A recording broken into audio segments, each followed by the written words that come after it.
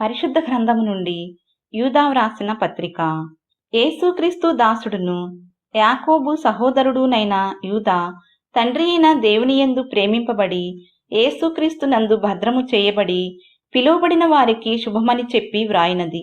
మీకు కనికరమును సమాధానమును ప్రేమయు విస్తరించునుగాక.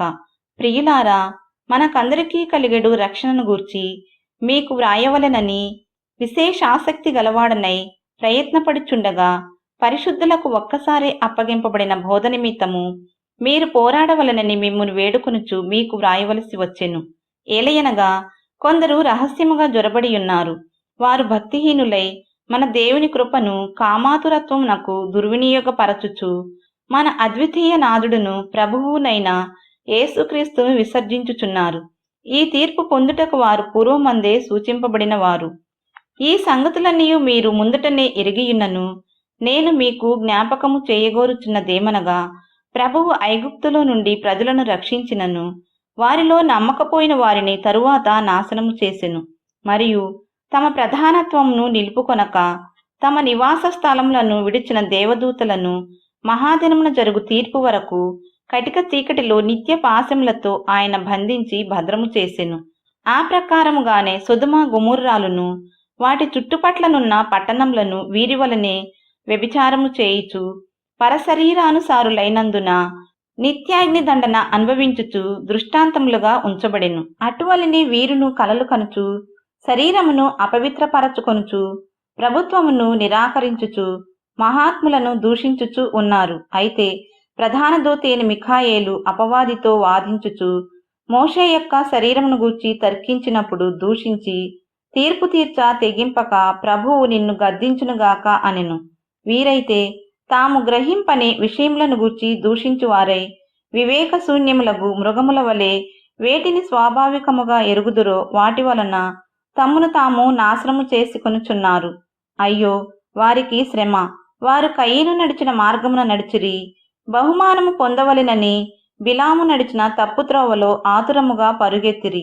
కోరహు చేసినట్టు తిరస్కారము చేసి నశించిరి. వీరు నిర్భయముగా మీతో సుభోజనము చేయుచు తమ్మును తాము నిర్భయముగా పోషించుకొనుచు మీ ప్రేమ విందులలో దొంగమెట్టలుగా ఉన్నారు. వీరు గాలిచేత ఇటు అటు కొట్టుకొని పోవు నిర్జల మేఘములుగాను, కాయలు రాలి ఫలములు లేక రెండుమారులు చచ్చి వేళ్లతో పెళ్లగింపబడిన చెట్లుగాను, తమ అవమానమును నురుగు వెళ్ళగ్రక్కు వారై సముద్రం యొక్క ప్రచండమైన అలలు గాను, మార్గము తప్పి తిరుగు చుక్కలుగాను ఉన్నారు. వారి కొరకు గాఢాంధకారము నిరంతరము భద్రము చేయబడి ఉన్నది. ఆదాము మొదలుకుని 7వ వాడైన హనోకు కూడా వీరిని గూర్చి ప్రవచించి ఇట్లనెను. ఇదిగో, అందరికినీ తీర్పు తీర్చుటకును వారిలో భక్తిహీనులందరూ భక్తిహీనముగా చేసిన వారి భక్తిహీన క్రియలన్నిటిని గూర్చియు భక్తిహీనులైన పాపులు తనకు విరోధముగా చెప్పిన కఠినమైన మాటలన్నిటిని గూర్చియు వారిని ఒప్పించుటకును ప్రభువు తన వేవేల పరిశుద్ధుల పరివారముతో వచ్చెను. వారు తమ దురాశల చొప్పున నడుచుచు లాభము నిమిత్తము మనుషులను కొనియాడుచు సనుగువారును తమ గతిని గూర్చి నిందించువారునై ఉన్నారు. వారి నోరు డంబమైన మాటలు పలుకును. అయితే ప్రియులారా, అంత్యకాలమునందు తమ భక్తిహీనమైన దురాశల చొప్పున నడుచు పరిహాసకులుందురని మన ప్రభువైన యేసుక్రీస్తు అపోస్తలులు పూర్వమందు మీతో చెప్పిన మాటలను జ్ఞాపకము చేసుకొనుడి. అట్టివారు ప్రకృతి సంబంధులను ఆత్మలేని వారునై ఉండి భేదములు కలుగజేయుచున్నారు. ప్రియులారా, మీరు విశ్వసించు అతి పరిశుద్ధమైన దాని మీద మిమ్ముని మీరు కట్టుకొనుచు పరిశుద్ధాత్మలో ప్రార్థన చేయుచు నిత్య జీవార్థమైన మన ప్రభువగు యేసుక్రీస్తు కనికరము కొరకు కనిపెట్టుచు దేవుని ప్రేమలో నిలుచున్నట్లు కాచుకొని యుండుడి. సందేహపడు వారి మీద కనికరము చూపుడి. అగ్నిలో నుండి లాగినట్టు కొందరిని రక్షించుడి.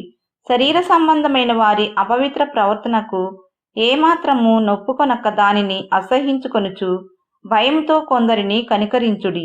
తొట్టిల్లకుండా మిమ్మును కాపాడుకొనుటకును తన మహిమ ఎదుట ఆనందముతో మిమ్మును నిర్దోషులనుగా నిలువబెట్టుటకును శక్తిగల మన రక్షకుడైన అద్వితీయ దేవునికి మన ప్రభువైన యేసుక్రీస్తు ద్వారా మహిమయు మహాత్యమును ఆధిపత్యమును అధికారమును యుగములకు పూర్వమును ఇప్పుడును సర్వయుగములను కలుగునుగాక. ఆమెన్.